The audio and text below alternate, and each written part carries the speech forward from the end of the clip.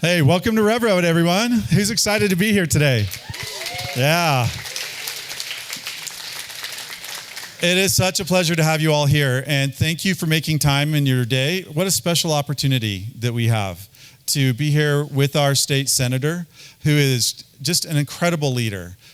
One of my personal heroes. I know everyone can have their own opinions around politics, and you have been invited because we know you have a respectful opinion around your opinion.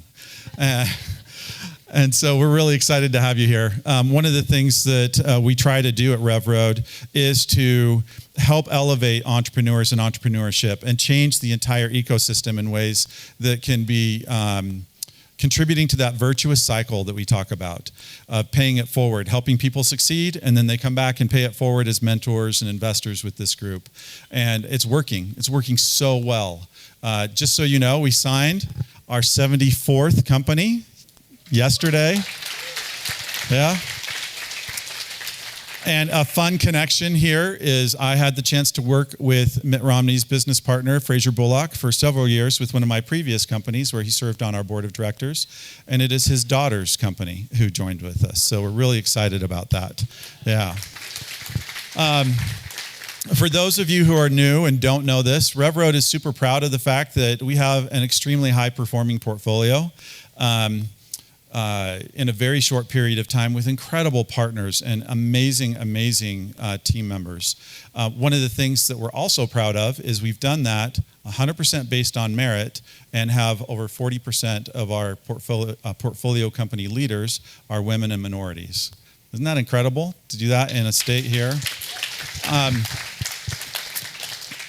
And many of you are RevRoad investors as well. We're so grateful for your trust in this and the opportunity that we have to put your money to work to create growth. Grit, growth, and gratitude are our values, and we try to exemplify that every single day. Now, you didn't come to hear me speak, so I'm going to stop, and we're going to welcome to the stage our interviewer for today, who's going to give our introduction to Senator Mitt Romney. And so let's welcome Ike to the team. Give him a round of applause.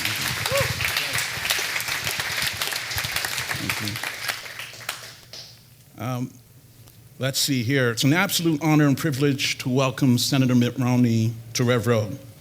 If it's okay with you, I'd like to begin with your background, just in case there's anyone in the audience who's unaware. Having graduated from Brigham Young University with a bachelor's degree in English, you attended Harvard, where you received a JD MBA, graduating in the top 5% of your class. You began your corporate career at the prestigious Boston Consulting Group, later on moving to Bain & Company, where after a successful stint, you left to co-found and spin off the private equity investment firm, Bain Capital, with Bain later acquiring American giants such as Burger King, Brookstone, Toys R Us, KB Toys, Sports Authority, the Weather Channel, iHeartRadio, Domino's Pizza. I mean, I could keep on going, but we don't have time. Today, Bain & Capital is ranked 13th out of the top private equity firms on the planet, with assets under management at $165 billion, and you did that. In 1999, you became the president and CEO of the Salt Lake Organizing Committee for the Olympics. In addition to donating all of your salary from the Olympics to charity, you threw in $1 million of your own money to the Olympics for good measure. Under your leadership, the Salt Lake Olympics Games overcame a serious deficit to end up with a surplus of over $100 million, gaining you the new moniker of the turnaround artist. In 2002, you ran as a Republican in one of the most liberal states in the Union, winning the election by a demonstrable margin. At the time, Massachusetts had a sizable deficit, along with a broken education and healthcare system. You fixed all of those in a single term, and without fanfare, built the healthcare system that would become the standard for the National Healthcare Plan. Again, cementing your legacy as a turnaround artist, and you did all again in one term. In 2012, you became the first Latter-day Saint to receive any party nomination for the presidency of the United States. And in 2008, you ran for the Utah Senate, winning in an absolute landslide, making you the only politician in US history to ever hold the governorship in one state and a Senate seat in another, which brings us to today. I don't know if I missed anything, but I'll add one more: humility. Folks don't know this, but You gave a direct and explicit instruction to your staff to not bring up any of your successes in this event, and they delivered the message. But now you know something that my African mother has known for years. I'm completely stubborn and do not listen. With that in mind, I just want to welcome Senator Mitt Romney to the stage.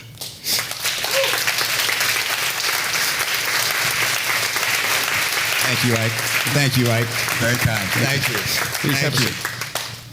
Thank you very much. Wow, this is quite a group here. What an extraordinary enterprise this is. I know you asked some questions, but I didn't know what RevRoad was until I got the chance to hear Darren describe what you've created here. And this is obviously not just successful, but in some respects unique. There may be some other incubators around the country that I'm not aware of, but what's going on here is really quite extraordinary. So looking to learn more about it and hopefully sharing the expertise that you all have with my friends in D.C. And I do have a few friends in D.C. Now, we actually get along pretty well back there. But with that, Ike, it's up to you. Okay, I appreciate that. We want to just go through a few questions, but I think it's more important to gather questions from the audience and have you engage with them in the Q&A. I'm not sure they're here to listen to my questions. They love to listen to your answers. In that regard, let me just note this, which is, and I can't see everybody sitting down, so I'm gonna stand up so I get a better chance to see folks. But I'll join you. Yeah, good. If you get a chance to ask questions that are awkward and personal, because they're always the most interesting. All right, and so I'm not afraid of any question. I've been asked all sorts of questions, and I had dinner with Jimmy Fallon once, and he was taking some pictures. He said, "Don't worry, I'm not going to post these on the internet." And I said, "That's okay. My colonoscopy was posted on the internet, so there's nothing people haven't seen about me. So I'm not afraid of taking questions. So if there's something that, and by the way, argumentative questions are also fine, because I presume that we don't all agree on things. And if you want to get my perspective, another person's perspective, why that could be of interest. But with that, Ike, to you. And it doesn't help if it helps to know this is a very friendly house. So, I don't think you get as much as argumentative questions as you believe. Yeah, we purposefully did not put magnetometers out front. So. Some places in the state, I'm not sure. With the RevRoad, you're completely safe. Yeah. All right. Well, please have a seat. Oh, no, I'm going to stand up. Because I keep thinking we're going to sit on these wonderful couches. We should have taken the couches off the stage. My brain's in my butt, and if I was sitting, I can't think. Look, I got you. We'll stand. I'm going to stand. Okay, That's fun. Yeah, all right. First question. As you look across the geopolitical shifts underway, what are the top risks you see on the horizon? What opportunities do you see for America, its allies, and its companies? Yeah, that's a big topic, and so I'll take a piece of it.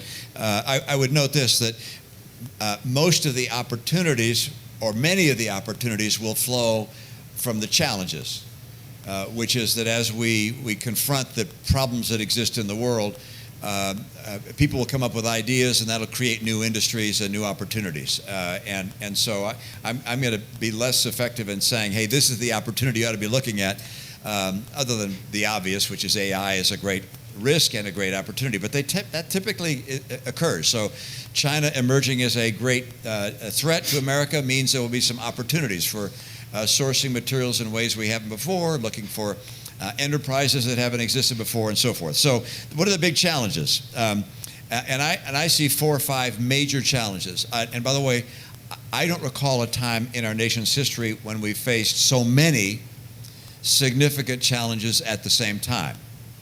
And following my first point, the corollary is there's probably more opportunity than we've had in a long time. So in no particular order, the emergence of China as the most powerful nation on earth is an extraordinary challenge. Graham Allison wrote a book called The Inevitable War.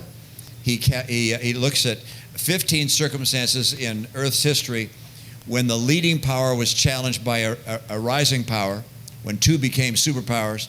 In 12 of the 15 cases, war broke out between them. In only 3 did war not break out. One of those 3, by the way, was us and the Soviet Union. But China becoming a great power is, if history is a guide, an enormous threat to conflict breaking out between us, which is unthinkable given the nature of warfare today.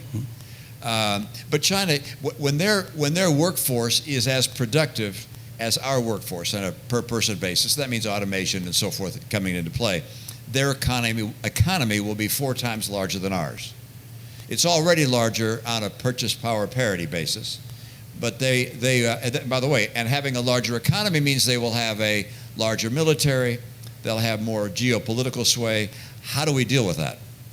And how do we stay ahead? Technology and innovation is how I presume we will stay ahead, but that's one challenge. Another challenge is the climate, all right? The climate's changing.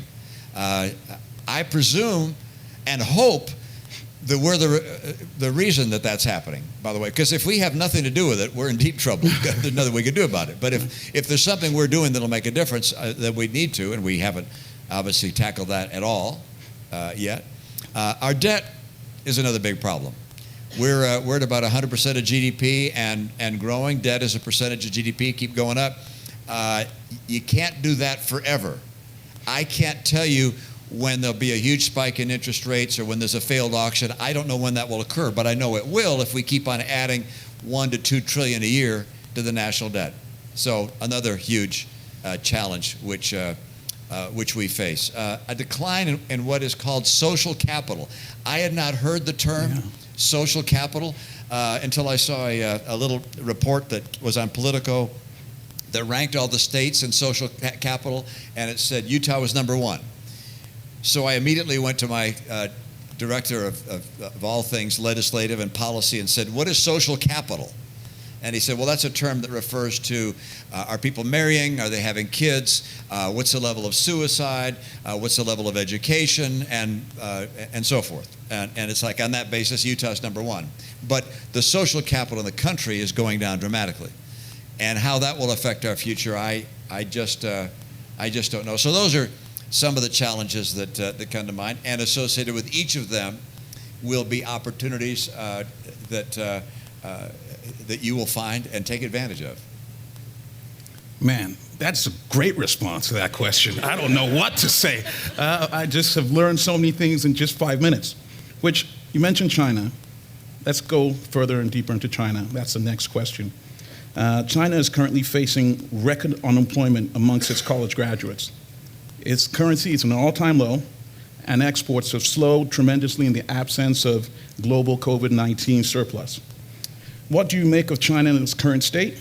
And do you think that China is still on the path to succeed the U.S. as the greatest economy in the world?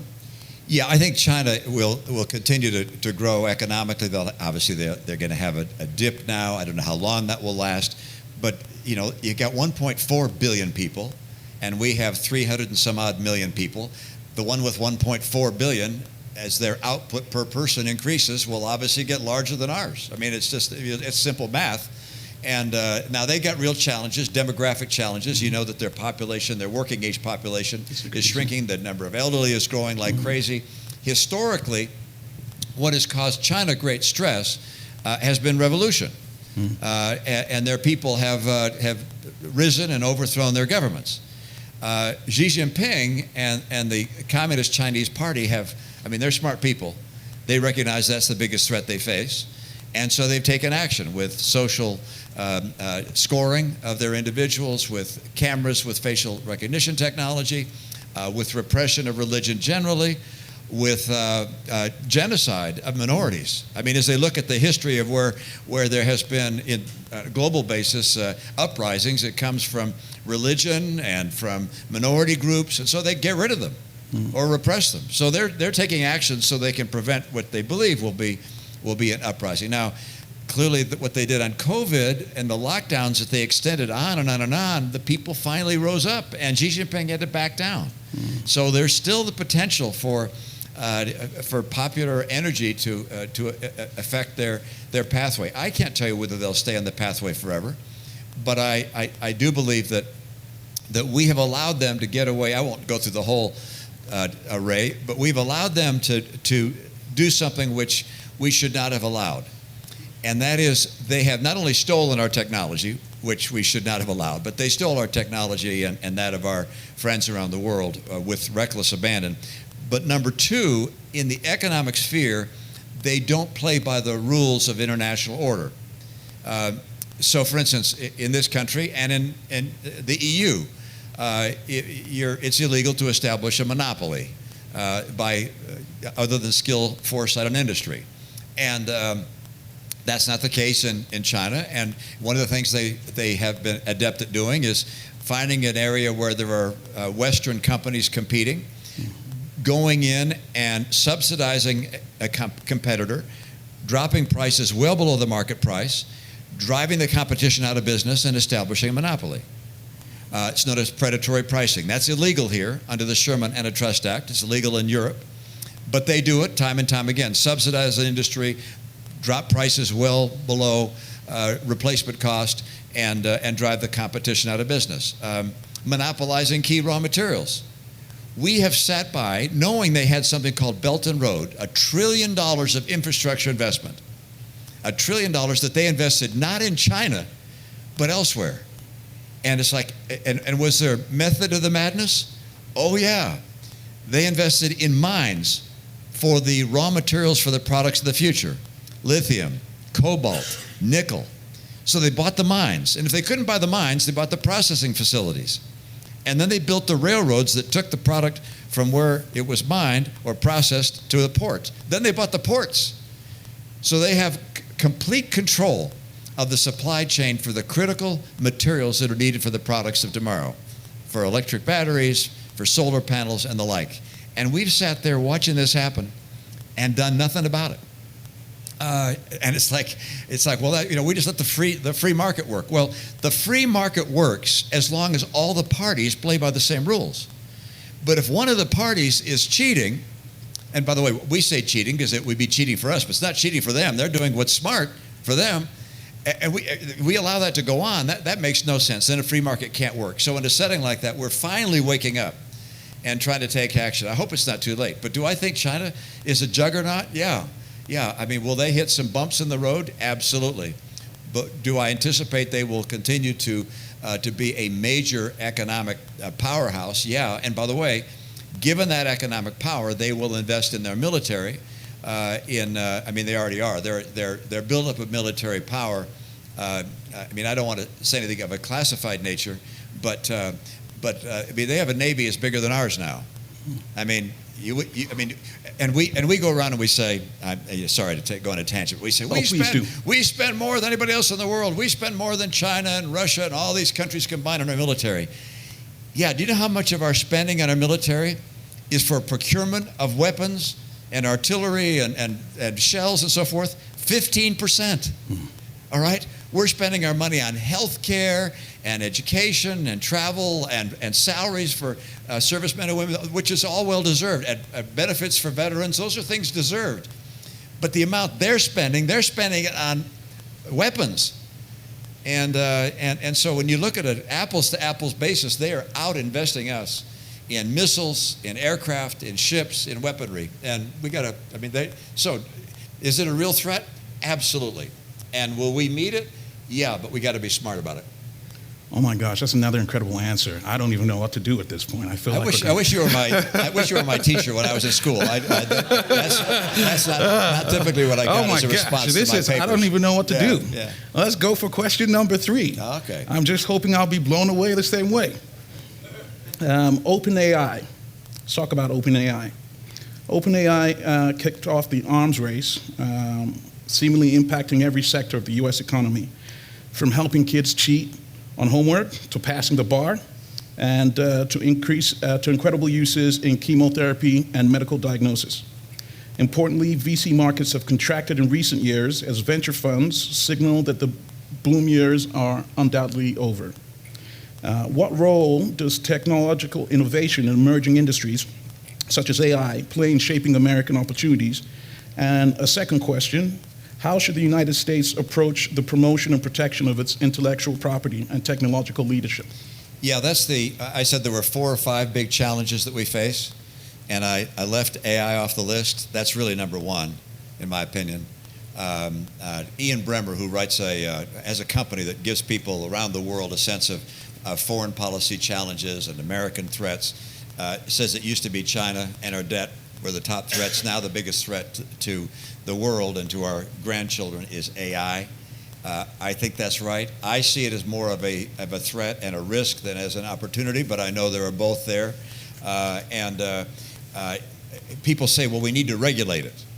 And it's like, I mean, I can barely use my cell phone. How are a bunch of old guys like me in Washington going to regulate AI? And when you have Meta take their Llama AI system and put it in open source, how are we supposed to regulate that? It can be picked up anywhere in the world and used by companies all over the world and enterprises, good and bad. And so we talk about how we can regulate it. Well, we can go after some things. We can, for instance, penalize any deep fake that goes on the internet that doesn't label itself as a AI-generated product. All right. Well, we can try and do that before the 2024 election. But let me tell you. So we'll regulate that. And we'll make it a crime in this country for people to put deep fakes up of Joe Biden and Donald Trump, presuming they're the nominees, which I think is pretty obvious. But the Chinese aren't subject to that, and the Russians aren't subject to it, and neither are all sorts of other players around the world, and good luck finding them anyway. So how do you regulate this? I don't know the answer to that. And how do you, I mean, it was pointed out in a briefing we received recently that right now there are about 100 scientists in the world that can duplicate the smallpox pathogen. But with AI, there'll be 1 million people around the world that can duplicate the smallpox pathogen. And a lot of them are really bad people. What does that mean, by the way? That's just smallpox. Take any number of pathogens that might be created by some nut out there. I mean, so it's a real challenge. I don't have the answer to this. And I don't know how, it's like, yeah, if I owned the world, I could regulate it. But we don't own the world. And people will be able to use these technologies in ways that are unanticipated. The only ideas that I've heard so far on AI that we might try and rein in the threat is, one, doing a better job determining who has the chips, the extraordinarily powerful chips that are necessary to run AI, and limiting the exposure of those chips to certain countries. And that's why the Biden administration, for instance, has stopped exporting certain chips to China, because we're trying to slow down. We're about 2 years ahead of them, we believe, in AI, and we're trying to slow down their ramping up to match us, but also trying to keep some of these chips out of the hands of some really bad characters. So that may be an area of opportunity, but don't forget that about 70% of these chips are created in Taiwan. And so, our regulating it and limiting it is going to be hampered by how distant that is and how close China is to part of the one China world. That's part of it. The other, and this is probably pretty controversial, at least in my point of view, is that before a company introduces a next generation AI product, I think it'd be helpful if we insisted it become tested, that we have government and non-government people come together and run it for, 90 days and see if it can be defeated from doing terrible things. I think there's some things that we can do here domestically that will I mean, I'm not wild about the idea, for instance, that Meta put Llama on open source. I mean, I might want to try and restrict that. I don't want to restrict the development of the technology, but I think we ought to test it before we just dump it out for the entire world, and hope we'll be able to make some progress there. But boy, if you all have some answers on this, there's no question, but that, I was asked the other day, what are you telling your grandkids? I said, well, if you're willing to tolerate some risk, kids, get expert in AI, because people who know how to use AI to make themselves more productive will have an extraordinary future. Because I believe it really will be defining many, many of our industries in the future. Okay, if I'm your professor, that's 3 for 3 with distinction. Great, thank you. Okay, let's move on to the next question. This time I think it's more relevant to the folks here.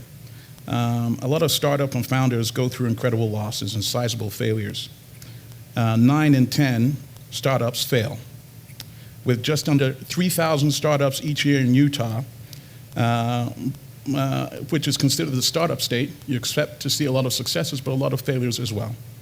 What advice can you give to founders and entrepreneurs on handling losses and helping to manage the risk of loss in the first place?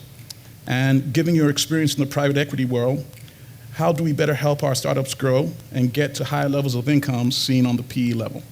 Yeah, first I congratulate you for being in the startup world, because it's higher risk and I don't know about the return, equal or higher return than private equity. It is, the business that I began, Bain Capital, we did two things, venture capital and private equity. And after about 4 or 5 years, we realized venture capital and startups were much higher risk than private equity. And we made plenty of money in private equity, so we kept on putting more and more money in private equity, and we shied away from venture capital. It's just riskier. It's a lot easier when there's an enterprise up and going. When an enterprise is up and going, you know, by the way, who your competitors are. With a startup, you don't necessarily know. For instance, we invested in a new airline. It's called Presidential Airlines. This was a startup. Bought a bunch of aircraft, great team, because the analysis we did said that, this was some years ago, that there was no airline that had a hub in Washington, D.C. And the East Coast was a natural place to have a massive hub. New York's a terrible place because the airports are so congested. This is a fabulous opportunity. We'd be right there in a hub in Washington, D.C. So we started an airline. We flew people to Florida. We flew them to New York. We flew them to Boston. We had cheap, if you're willing to stop in D.C., it was really cheap to go, for instance, from Boston to Miami. And that all worked really well until United took a look and said, oh, we're going to do the same thing. It's like, uh-oh. And they came in with very deep pockets. They dropped their price substantially lower than we could afford, put in massive numbers of aircraft, and ultimately we went out of business. So, you know, startups, you don't even know who the competition is going to be when you get started sometimes. And so, yeah, private equity is easier, but when I say easier, private equity has, the risks are more observable up front. But there's something spectacular about a startup. There's something enormous about birthing something that becomes a juggernaut and changes the world or changes your life. And the nice thing about startups, they don't require anywhere near as much capital. Private equity, I mean, when we bought Domino's Pizza, you know, we had to write a check for $1 billion. But wow. A startup usually takes a much, much smaller check. Let's put it that way. So there are, you know, there's some advantages to startups as well. Just a couple things I'd note. We would get about 100 proposals, more than that per year. But out of 100 proposals we would receive, we would do one. That was kind of our ratio of investment. And even of the ones we did, about half of them didn't make it. And it's like, wow, that tells you the risk associated with startups. I can't tell you how to deal with losses. I can't say this. The way that two of the criteria for us in making an investment in a startup was, number one, gathering all the data we possibly could before we launched. Really thoroughly carrying out analysis. We were all former consultants at Bain and Company. We knew something about how to gather data and information. We just sucked the data dry. Staples, for instance, came to us with this idea of starting the office supply superstore. There was not such a thing that existed when we made our investment in Staples. And they said, we think there's a big opportunity here. We actually went out and collected, we went around the first store, the first proposed store rather, and went to all the businesses and said, would you go to an office supply shop to buy office supplies 50% lower than you're having to pay now from people that come deliver it to you? And the people said, no, we're not going to get in a car and drive to buy office supplies at a store. It's just easier having people deliver it. We don't care, 50% off on the few supplies we buy, no. So I went back to the entrepreneur, Tom Stenberg, and said, it's not going to work, Tom. People aren't going to go to your store. It's too inconvenient. He said, they don't know how much they're spending. They're telling you that because they don't know how much they spend on supplies. He said they spend much more than they think. He said they spend $5,000 per white-collar employee. So he said, well, all right. We went back and said, we're going to go back to those same businesses. There were over 100 different companies we'd interviewed. and we're going to ask if they will allow us to look at their invoices. And they agreed by and large. And we collected their invoices, and he was right and they were wrong. They were spending massively more money than they thought. When we informed them how much money they were spending on supplies, but supplies and copy paper and toner and all the stuff that existed back in the 1980s, we told them how much they were spending and then asked the same question. They said, oh yeah, to save 50% of that, I'd go to a store. So we opened our first store. But that's just gathering the data was critical for us. And number two, this may sound strange. We only invested in entrepreneurs who were individuals who cared about the people they worked with and had a genuine concern for the welfare of others. I had a partner that said, I divide people in two buckets, good people and bad people. That's probably an oversimplification. But we found time and again that those leaders, those entrepreneurs that genuinely cared about people were more successful than those that only cared about themselves and making a bunch of money. And so part of that was just we enjoyed being around people we liked, and we found that people that we liked and that were fundamentally concerned about others ended up being better entrepreneurs. Wow. I just heard it here. You guys heard it for the first time. Staples brought to you by Mitt Romney. One more question, and then we'll open it up to the audience. Very few people have had the privilege of building a stellar career over every major sector of the economy. From the private sector at BCG and Bain Capital, to government as a governor of Massachusetts and a Utah senator, to the nonprofit sectors as heading the Salt Lake Olympic Committee for the 2002 Winter Games. What unique insights have you learned from having a career in all three sectors? And follow up, how has working in one sector changed your viewpoint and proficiency in another? Well, government is by far the least efficient. That's one thing that comes screaming through. It's also the most forgiving, which is if you mess up, you just blame the opposition party. Don't point at me. I'm not the opposition. If you run out of money, you just raise people's taxes or borrow more money. It's outrageous. Government is very forgiving. And you'll note people in politics are typically good at talking. Doing is something that not as good at. And so you try and have government run as few things as possible in your economy. And so look in our economy at those places that have made the less progress in terms of productivity. And they would be, and that, by the way, some have to be government, like the military has to be government, but very little advancement in productivity. And healthcare, boy, not a lot of advancement in productivity in healthcare. And education. I mean, we got more and more and more educators getting more and more money, and the kids are doing worse and worse. I mean, so, and by the way, those happen to all three be areas that are dominated by government. So where government is, just by the nature of how government works, it's just less effective and less efficient. So getting government out of those things makes sense. I can tell you that the skills you develop in the private sector are entirely able to be transferred into the public sector. So if someday one of you wants to run for president, do it. It's a lot of fun. And, or governor, or if the window opens, by the way, the windows are rarely open for someone to move into an elected office. But if that's your passion at some point, you want to make a difference in that way, go ahead and jump in because you'll be just as effective. It is novel in some respects to go into government and to apply the techniques you have.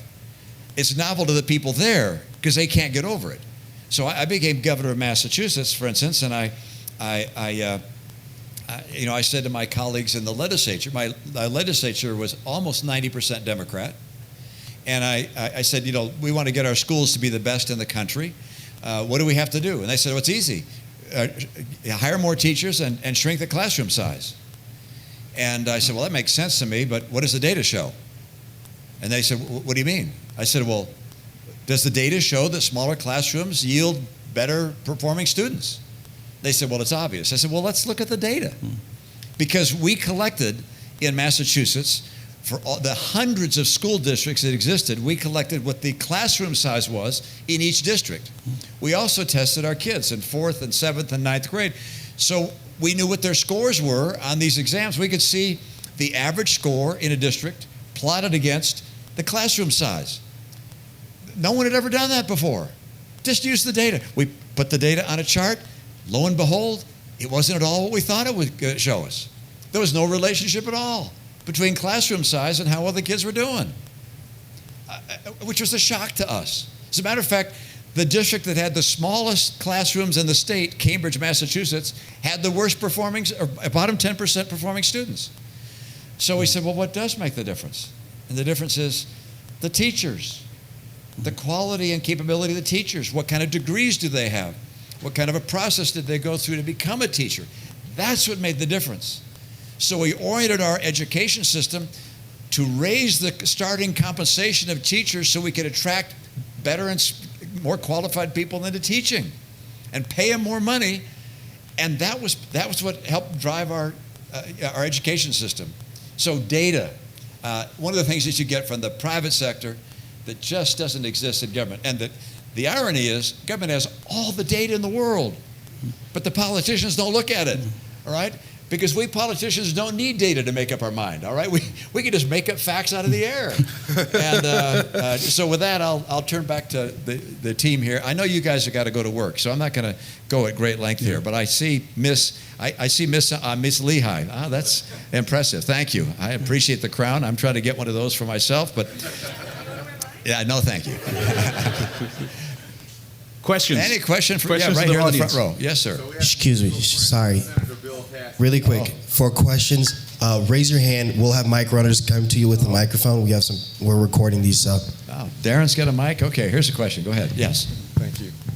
Good morning. I'm Milton Klein, Peter. We have a mutual friend, Senator Bill Cassidy. Oh, yeah. Louisiana's best. Yep, exactly. That's where I'm from. So my questions are around what you first talked about with regard to China and also our credit. So number one, with the downgrading of our credit status, how do you see that affecting our country's economy?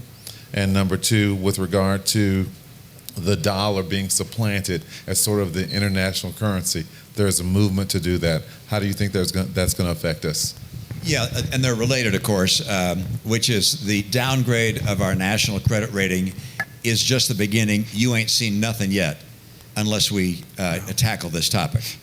And there is no political appetite to address the fact that we keep on adding to the debt. Excuse me. Both President Trump and President Biden have said they will not touch our entitlements. All right, so if they're not going to touch entitlements, we're not going to deal with the debt. Because I didn't know this. Do you know how much of our spending is automatic as a country, as opposed to that's in the budget that we vote on every year? We vote in a budget, all right? The Senate and the House, we vote in the budget, we fight back and forth. We vote on 1/3 of our spending. 2/3 of our spending is automatic. We don't vote on it. It's Social Security, Medicare, Medicaid. You're entitled to receive money from the government based on your circumstances, and we don't vote on that. It's just automatic, and it's growing much faster than the economy, in part because we're getting older, and in part because healthcare is expensive. And there is no appetite by either person leading their respective party to even touch this issue. And you either can reduce benefits or increase the taxes. There's no other way to get around it. It's simple math. And Bill Cassidy has an idea which is a little different, but could help solve the gap. But if we keep on spending and spending, then then the various rating agencies are going to say there's more and more risk associated with our debt, because we all know what happens to a country that gets deep, deep, deep in debt that it can't possibly pay back, and that is they have a restructuring of their debt, or they have rampant inflation to eliminate their debt by ramping up the value or decreasing the value of their currency. China's going to have to do that. They're going to have a restructuring on their debt because of the extensive debt that they have. So this is in my opinion, this is one of the great challenges we have. Senator Cassidy and I have come together on a piece of legislation called the Trust Act, which will create a commission for each of our entitlements: Medicare, Medicaid, Social Security, come up with a bipartisan way to balance those entitlements and then bring it to the floor for an up or down vote. That, in my opinion, is the only way we're going to get there. Thank you. Thank you. It's a great question. Do we have? I guess the guys with the microphone get to choose. So, microphone, go where you might.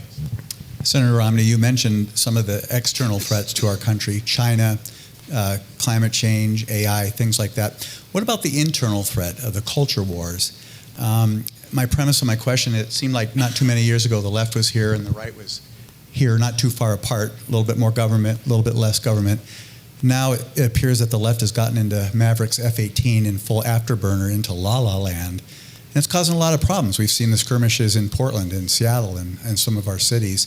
Not to mention one in Washington, D.C. Exactly. So how big a threat is that to our country? And It's a huge threat. Social capital is, as I said, on the decline, and the animosity that exists between the two sides is getting greater and greater. We're more and more divided. United we stand, divided we fall. And we are highly divided. Part of that is attributed to the fact that we don't even get the same facts anymore, which is our news is curated for us based on what we kind of like to read.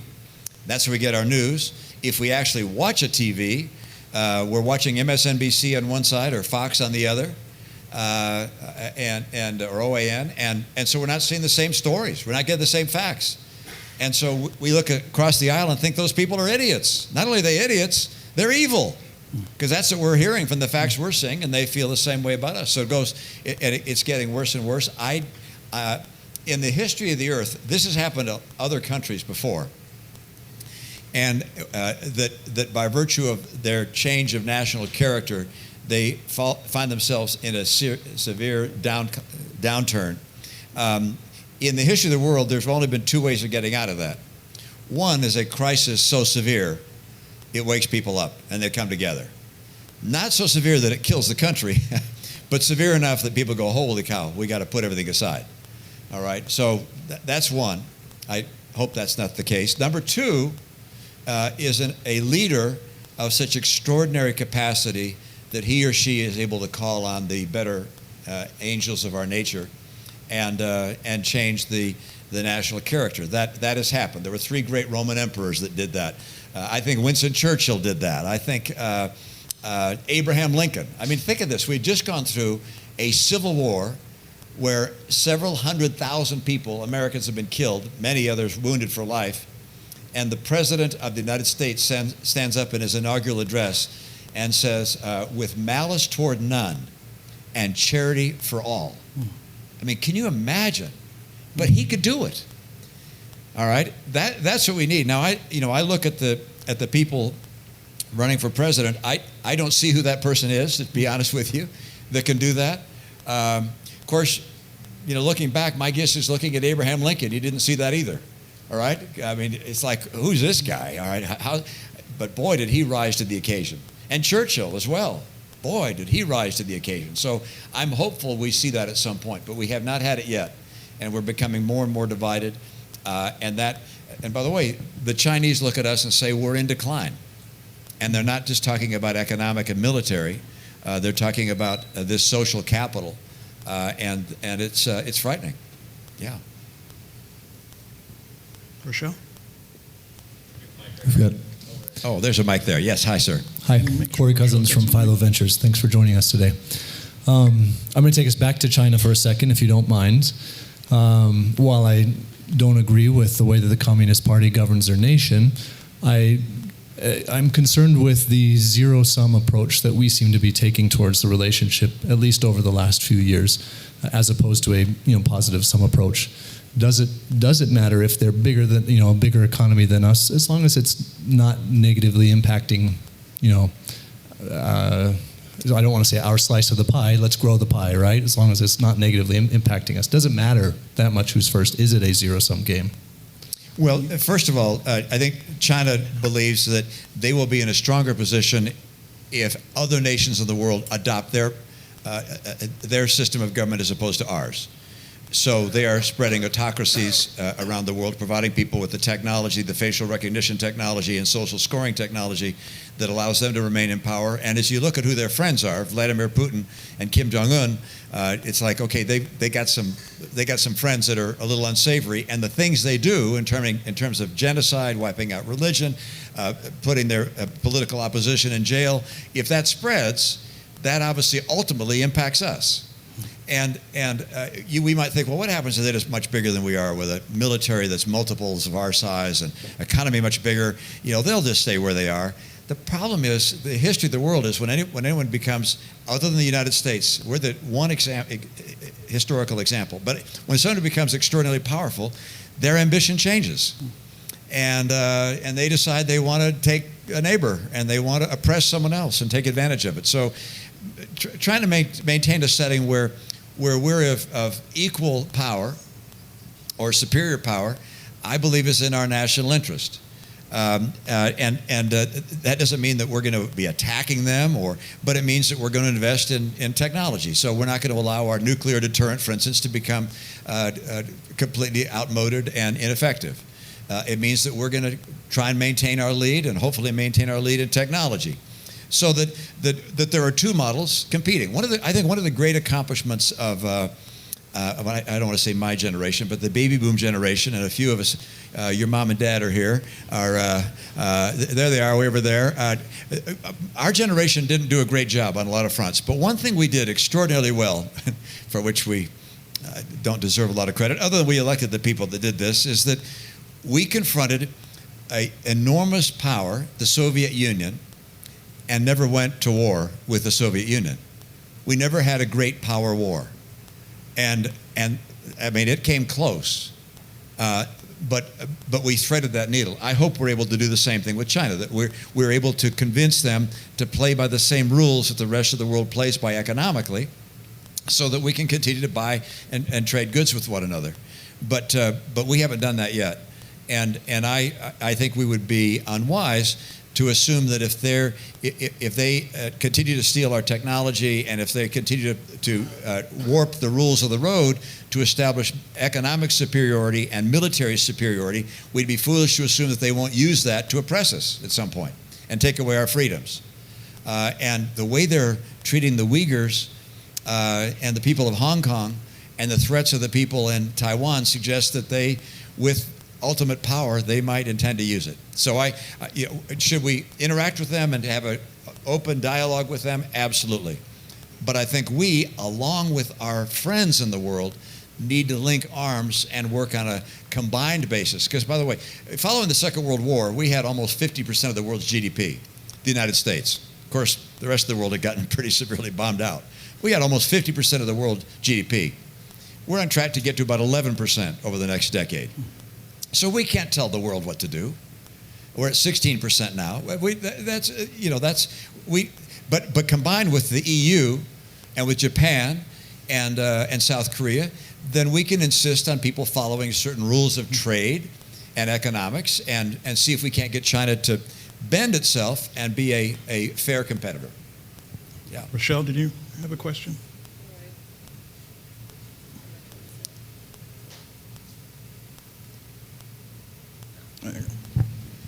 Hi, Rochelle Morris with RevRoad Capital. Thank you for spending your morning here with us. On just a personal note, I know you have not yet made your decision on whether or not you're running for re-election, and I just want you to know there are a lot of Utahns who are not flooding your office with messages, but who are truly supporting you and hope that you run again. So thank you. That's my sister. No, I'm kidding. Thank you. I know there's a minority of constituents who are quite loud, and just know that the silent majority is definitely standing behind you. Okay, I have two questions. One is a serious one about Utah politics, and then the other one is a personal one because you want to answer some personal questions. So the first one is, I've lived here for about 5 years, and the more that I get to understand the state of Utah, the more that I fall in love with our state. And one thing that we have are just these incredible landscapes, right? And it seems like there's a bit of a tug of war going on around public lands. between the state and DC.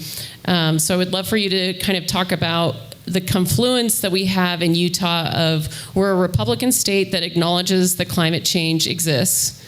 We also have, beautiful national parks, scenery. And then when I think about Daniel Rundy came to Utah recently, and he talked about how the U.S. needs to get comfortable with mining again, kind of talking about our geopolitical risk with China.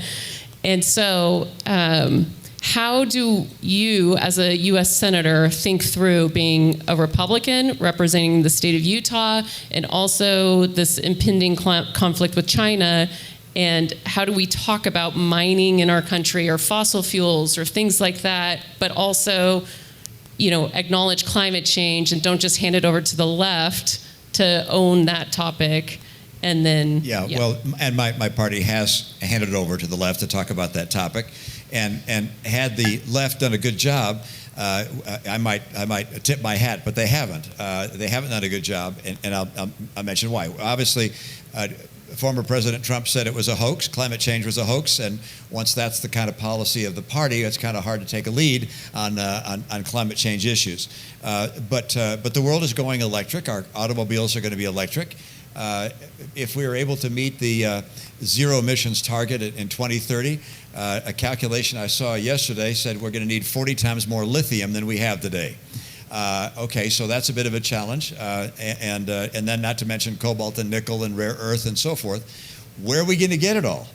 Where's it going to come from? Right now, it's monopolized by China, but you can find new mines and we can find new ways of getting these raw materials. But we're going to have to recognize. I mean, we don't have a strategy. We do not have an energy strategy as a nation.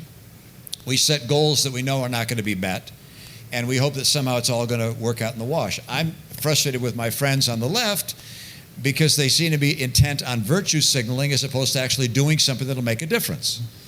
So, having people here think that by buying a Prius we're going to solve global warming is simply nuts, because the emissions if every car in America disappeared, if we got rid of every car in America, so no emissions from automobiles, we're all just walking, emissions in the world keep going up. There'd be no change whatsoever in the emission trajectory or in the climate direction, because we're actually declining emissions. China, Brazil, Indonesia, the developing countries, they're adding emissions like crazy.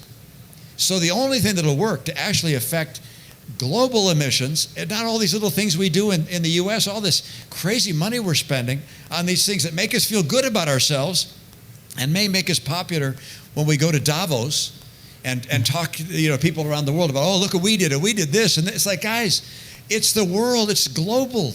They don't call it America warming, it's global. Mm-hmm. So, and what things that make a difference? One, a border adjustment tax, which is penalizing countries that are big emitters in selling products to us or other of our friends around the world. Another is putting a price on carbon. Look, the guys at MIT have built a model of what things you'd have to do to change the CO2 emissions on the planet, and the only ones that make any difference are a price on carbon, a border adjustment tax associated with that, and then long-term investments in technology, and hoping that nuclear and other things take advantage. But like nuclear is the deus ex machina. Nuclear is a fabulous option for us, but the left, we don't want to talk about nuclear. Like, guys, do you realize how many ships we have running around the world that have nuclear reactors in them? All right, we need to have nuclear reactors as a way of getting energy here and around the world. Bill Gates, bless his heart, is trying to develop a small nuclear reactor using spent nuclear fuel.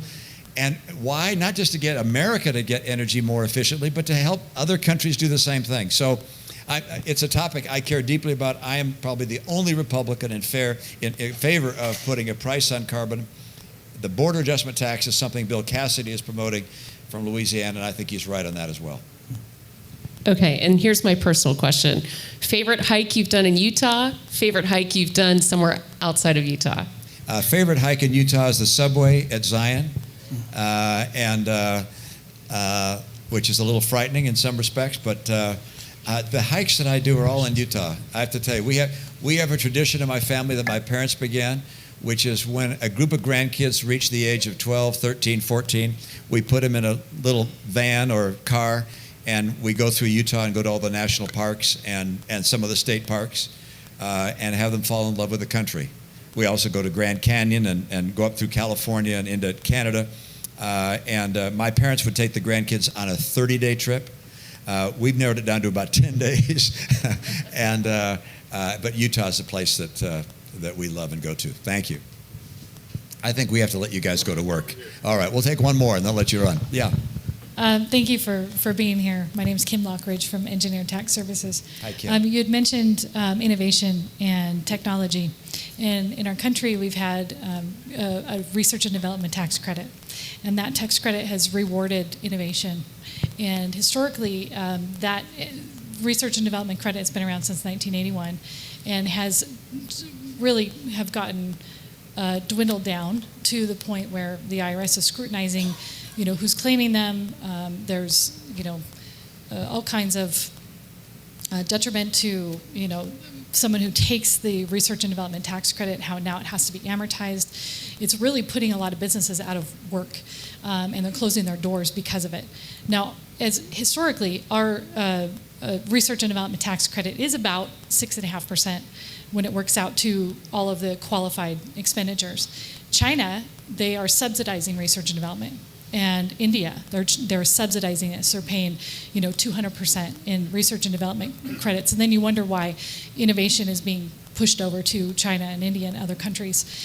Is there anything on the state level, on the federal level, that is being talked about to kind of incentivize the research and development and trying to keep it here on U.S. soil and trying to make these credits a little bit easier for some of these companies that are in the innovation business? Well, just trying to get the R&D tax credit extended this year is an enormous challenge because our Democrat colleagues think this is, charity for corporate America. And it's like, guys, we're making an investment to stay ahead in a world driven by technology and innovation. And so my colleagues are working hard to have the R&D tax credit extended, but expanding it, making it larger, that I have not heard an effort to do that, just in part because we have divided government. Republicans have one chamber, the House, Democrats have the Senate and the White House. And expanding the R&D tax credit, I think, will be a heavy lift, I'm sorry to say. But I appreciate what you've told me, and I will quote that to some of my colleagues when I'm back in D.C. I'll just end by saying this, which is China is bigger than we are. They're subsidizing more. They're not playing by the rules. There are all sorts of things to be afraid of. But we have a number of things in our advantage, and I think on a permanent advantage, and that is that freedom is an extraordinary elixir.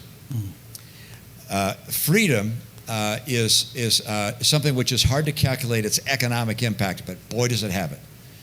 Because if you're in China and you're thinking about being an entrepreneur or building a new enterprise, you're always wondering whether the government is going to say this is okay or not.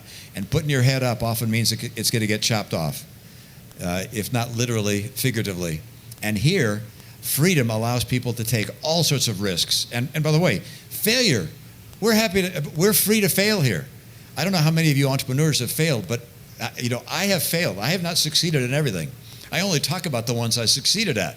All right, but it's okay here, which is go out there and create and build. Freedom allows us, in my opinion, to continue to lead in the world of innovation and technology. We got to get a little smarter where we are in D.C. That's part of the job that I have. I appreciate your generous comments and the chance to be with you. I would tell you, I used to talk to friends in school that thought only if you went to work for government or teaching or the Peace Corps were you doing something that helped people. And everything else was just about helping yourself. Now I recognize that our ability to provide dollars for senior care or dollars for education or dollars for defense, those dollars only have value if they represent a good or service produced in the private sector. And so you being successful in creating enterprises that create economic growth is essential to making our system work and caring for our people. So I appreciate what you're doing. It's every bit as important. It's every bit as charitable and honorable to work in a private enterprise and trying to make it successful, as long as you're playing by the rules and have integrity, as working in government, if not more so. And it's harder. So I congratulate you on what you're doing and wish you Godspeed and good luck. Thank you. A round of Take care. applause for Senator Romney. I have one more thing before we go, and I'll invite Darren to close. We heard that your favorite treats were Twinkies, and so thank you so much for being here today. We hope you like appreciate those. Thanks, Darren. Sure appreciate you. Thanks. Let's give him a round of applause.